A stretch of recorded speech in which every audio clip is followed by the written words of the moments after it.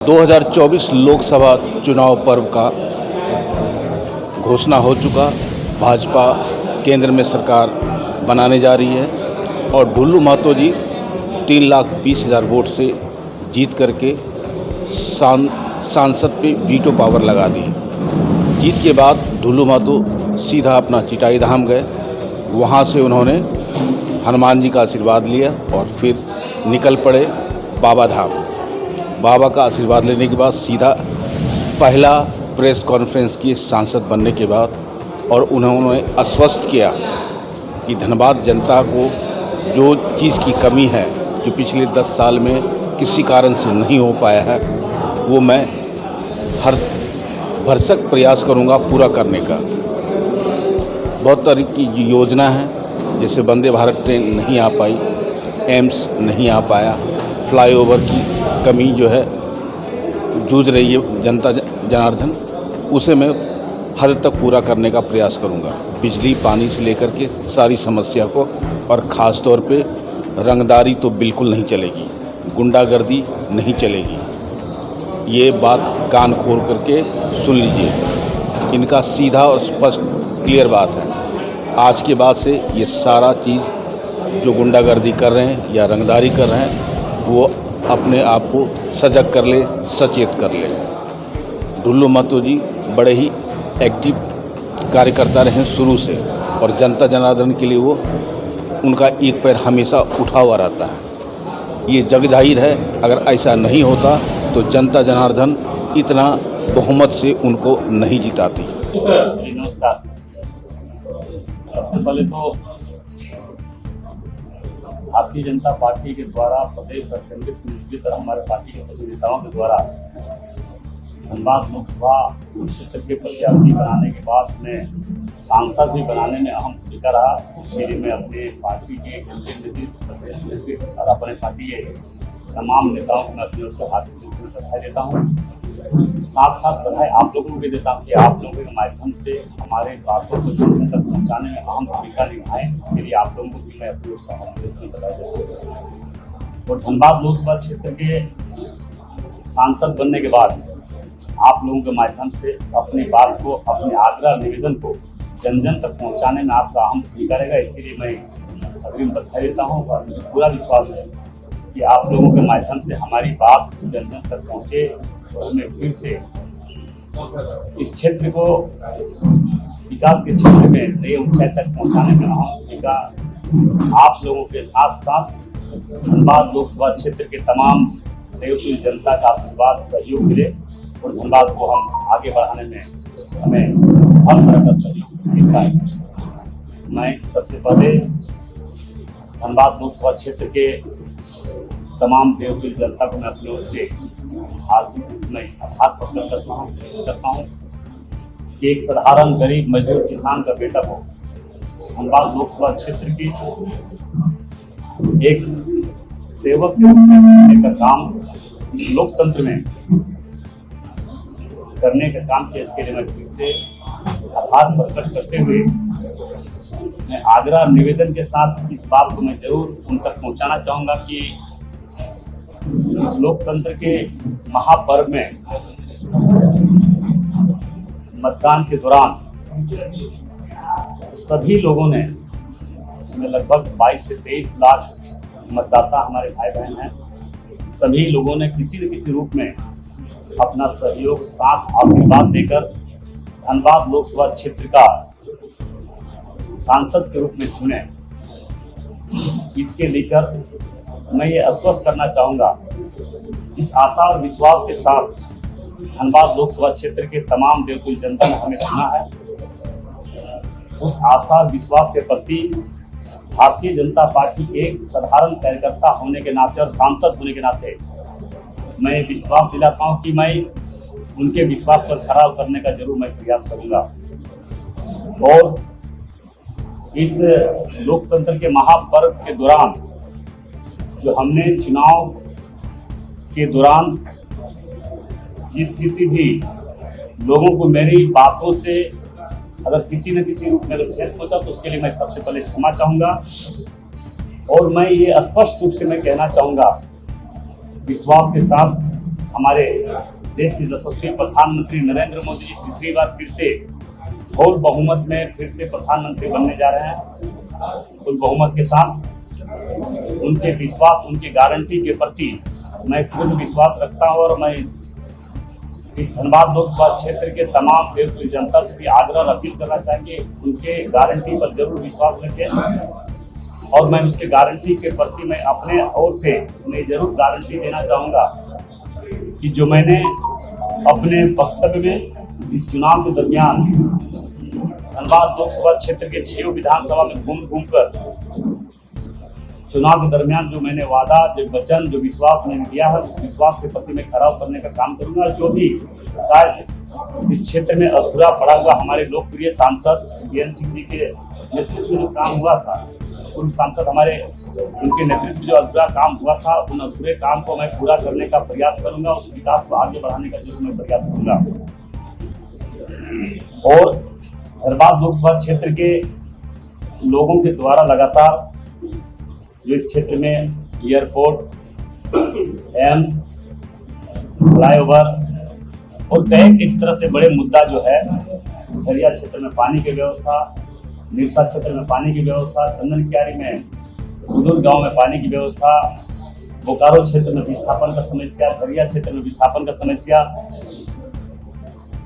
धनबाद का जो मूलभूत सुविधा जो होनी चाहिए वो मैं हर तरह से हर प्रयास करते हुए उन एक एक काम को चुनौती के रूप में लेकर उन एक एक काम को समाधान करने का प्रयास, समस्या को समाधान करने का प्रयास मैं जरूर करूंगा।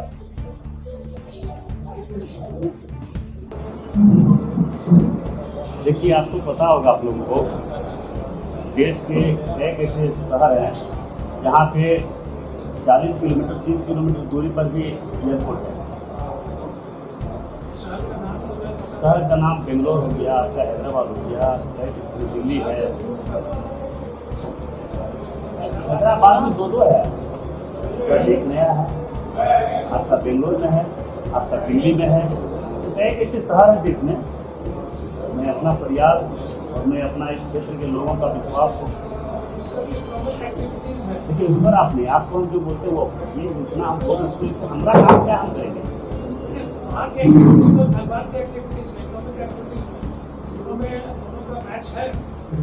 मैच है कि नहीं वो तो सरकार से है, उस पर हम लोग निर्णय लेंगे। एक चीज और बताइएगा सर, जैसा आप बताया समस्या धनबाद में ये समस्या बहुत पुरानी, आप इसकी बात करते हैं अभी IIT ऐसे में और औद्योगिक क्षेत्रों का विकास हो, इसको लेकर कुछ पहल करने का प्लान है? जरूर पहल है, बहुत सारा इस तरह से है समस्या, जो हम लोग समस्या को अपने संबंधित मंत्री और उनके सचिव से बैठकर बात करेंगे। यहाँ पे भी बहुत ऐसे धनबाद में एक्सपर्ट लोग हैं, ऐसा नहीं कि धनबाद में सिर्फ छोटा छोटा बिजनेस करने वाले लोग हैं, बड़े बिजनेस करने वाला सोच रखने वाले लोग भी हैं। उनसे बैठकर विचार विमर्श करेंगे, उनका जो निर्णय होगा उनके लिए जो अच्छा होगा, आने वाले भविष्य के लिए जो धनबाद के लिए अच्छा होगा, वो काम हम लोग करेंगे।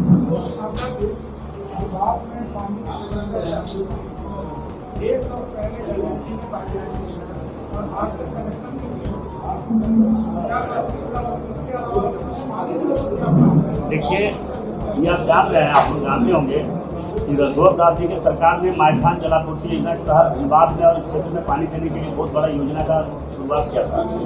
मगर जैसे ही रघुवर जी की सरकार जाने के बाद झारखंड मुक्ति मोर्चा कांग्रेस के लूटपाट की सरकार जैसे आई, सारा काम, सारा विकास ठप कर चुका है। उसको मैं फिर से कैसे आगे बढ़ाएंगे, इस पर जरूर हम विचार करेंगे, उस पर चर्चा करेंगे और बैठकर निर्णय भी लेंगे।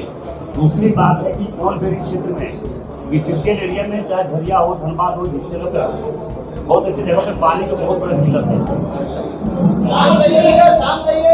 बहुत ऐसी जगहों पर बहुत बड़ी पानी की समस्या है, दिक्कत है। अभी हम आते सीएमडी से बात किए, सीएमडी से वार्ता करने के बाद सीएमडी से मैंने कहा है कि बहुत जल्द हम लोग इस पर सरकार गठन होने के बाद बैठक करके सीएमडी के एक प्रतिनिधि मंडल जो कारगर हो, जो काम को ताकतपूर्ण कर सके, वैसे कमेटी को लेकर जाएंगे और कहाँ से पानी की व्यवस्था खास करके कोलबेरी क्षेत्र में बीसीसीएल को हर हाल में करवाना होगा। इसके लिए मैंने आदेश दे दिया है और बीसीसीएल को निर्णय हर हाल में लेना होगा।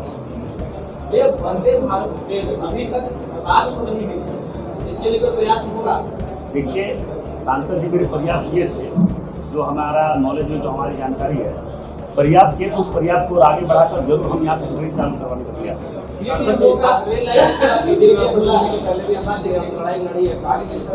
निश्चित तौर पर विधि व्यवस्था को लेकर पहले चुनाव के दरमियान भी बोले, पहले भी बोले, आवाज बोले, गुंडागर्दी किसी भी कीमत पर नहीं चलेगा। गोली बारी, बंदूक, हथियार, रंगदारी का खेला खत्म होगा,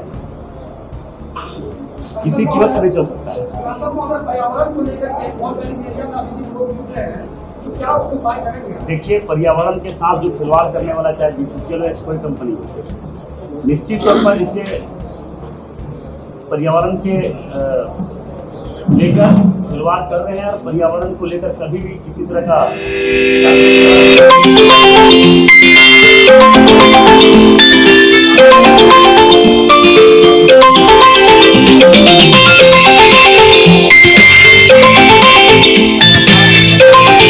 माइनिंग के दौरान, बीसीसीएल के माइनिंग के दौरान हजारों पेड़ को काटा जा रहा है और उसके एवज में पेड़ लगाया नहीं जा रहा है। इसके लेकर पर्यावरण कहीं न कहीं प्रदूषित होते जा रहा है। पर्यावरण के चलते यहाँ पे गर्मी, वर्षा कम हो रहा है, गर्मी ज़्यादा हो रहा है, वर्षा कम हो रहा है। इसके लेकर भी हम लोग जरूर बात करेंगे और इसके लेकर बैठक करके इसको निर्णय हम लोग लेंगे और उसको करना होगा।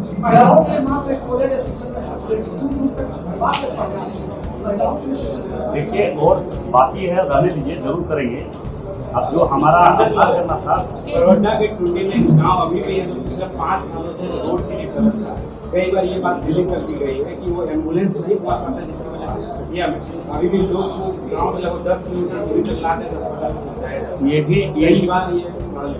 ये भी आप लोगों को मालूम होगा, यही जीटी रोड है। जीटी रोड में 7-7 दिन तक ड्राइवर खलासी लोग फंसे रहते थे। 7-7 दिन तक लोग खाना रोड पर बनाकर खाते थे। मगर मोदी जी प्रधानमंत्री बनने के बाद ये अटल बिहारी वाजपेयी जी की योजना था कि ये रोड जो दिल्ली से लेकर कलकत्ता तक, ये जो 6 लेन 8 लेन का रोड बना, ये अटल बिहारी वाजपेयी जी का ये नक्शा था, मगर इसका कारगर धरातल पर उतारने का काम मोदी जी ने किया है। तो निश्चित तौर पर रघुवर दास जी की सरकार में रोड जाल की तरह बिछाया गया पूरे झारखंड प्रदेश में, किसी भी जगह छूटा है। तो मैं आपको आश्वस्त कर रहा हूँ कि झारखंड में भारतीय जनता पार्टी की सरकार आने के बाद जिस तरह से हर गांव में बिजली पहुंचा, हर गांव में रोड पहुंचा, अगर कहीं भी अगर छूटा हुआ है तो उसको जरूर पहुंचाने का काम करेंगे। नई दिल्ली करके जगह है, नई दिल्ली, वहाँ के लोग अभी भी बहुत चीज़ों से छूटे हैं, पानी। नई दिल्ली धनसार ना, वहाँ पे बगल में पता कर लिए, चुनाव के दरमियान मैंने निर्देश दिया, बीसीसीएल ने 2 जगह पर पानी का व्यवस्था करवाया। और इस तरह से कई जगह है जो लापरवाही के चलते का कारण हम लोगों का हो, हम लोग नहीं वहाँ पे पहुँच पाए होंगे।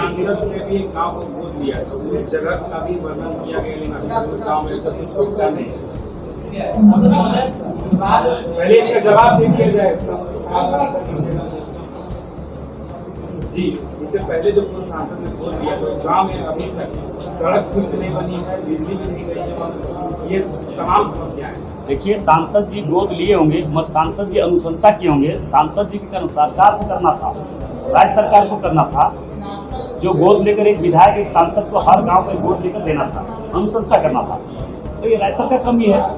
अगर हमें लगता है कि जब केंद्र सरकार जो वादा जो बदल दिए थे, एक काम को धरातल पर उतारने के लिए अपने फंड को राज्य सरकार के पास भेजा गया होगा, हो सके राज्य सरकार अपने पास रखा होगा, नहीं भेजा होगा। मगर हम ये दावे के साथ कह सकते हैं कि भारतीय जनता पार्टी के कोई भी सांसद विधायक को जो वचन देता है वो करता है।